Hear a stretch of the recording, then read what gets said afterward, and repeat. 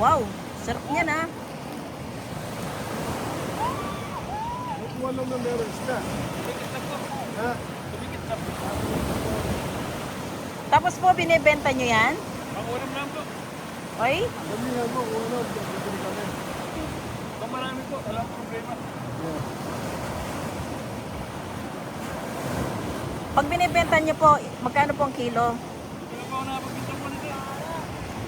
Yung pagkasunod na bete, bibigyan ka naman daw. Oh, hindi naman. Masarap po yan eh, di ba? Pero po, dahil kanina po po niya. Yeah.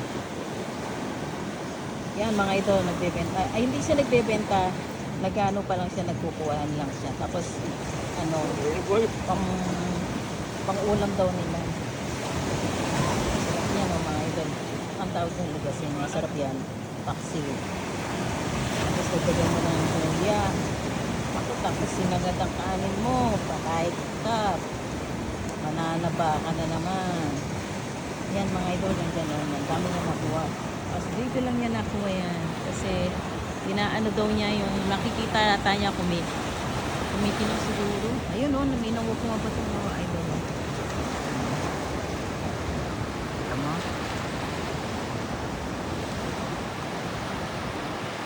Ang dami o.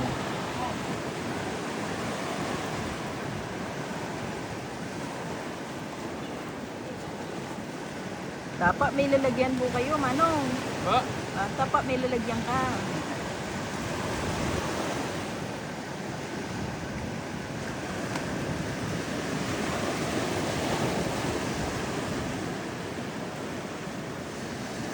Sarap niya, nakala niyo po yung paksiw. Ano lutong ginagawa niyo dyan? Ha? Ano lutong ginagawa niyo? Paksiw po. Ayan, tama po, Dito. paksiw.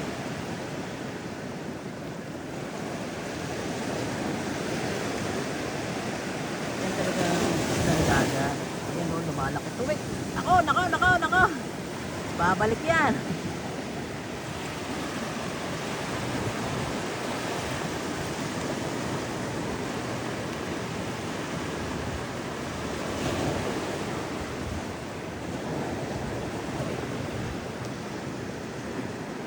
Ang last na lang yung nasa ano niya.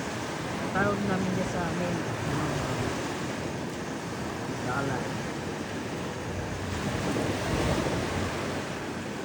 Ayan o, lalagyan niya muna doon. Para po, wala. Ayun. Ayun, mayroon natitira pang isa, Manong. Ayun o. Kuya, mayroon pa. Ayun, sa loob. Ayun o, sabi ko sa'yo eh. Paano siya mag-aagis ulit? Paano niyo po nakikitang mayroon? Kumikit na po siya. Oo, sabi ko.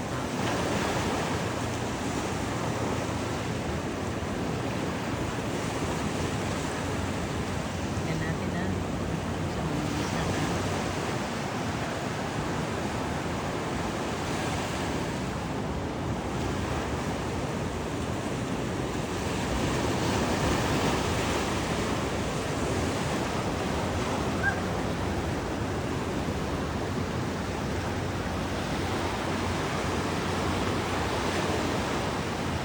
Tignan natin. Iaagis niya mamaya. Tingnan natin kung may makukuha pa mga ito lang.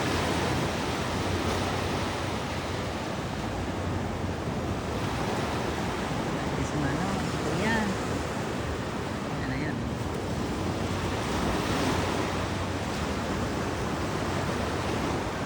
Tingnan natin para alam natin kung ano ilang makukuha niya pa.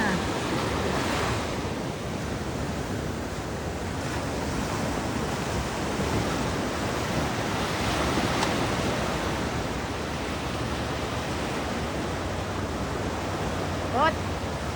Ito yung pamangkin ko nagpapapang picture. Kukunin kitang picture. Sandali lang. Diyan, sa may tubig. Tatapusin ko lang to.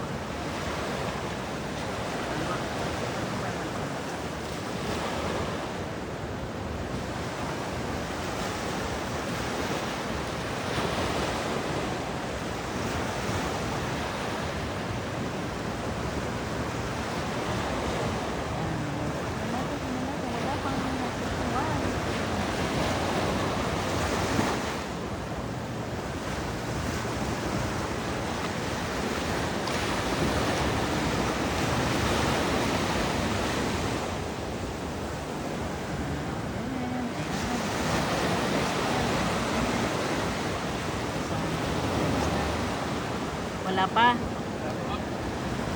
Wala rin.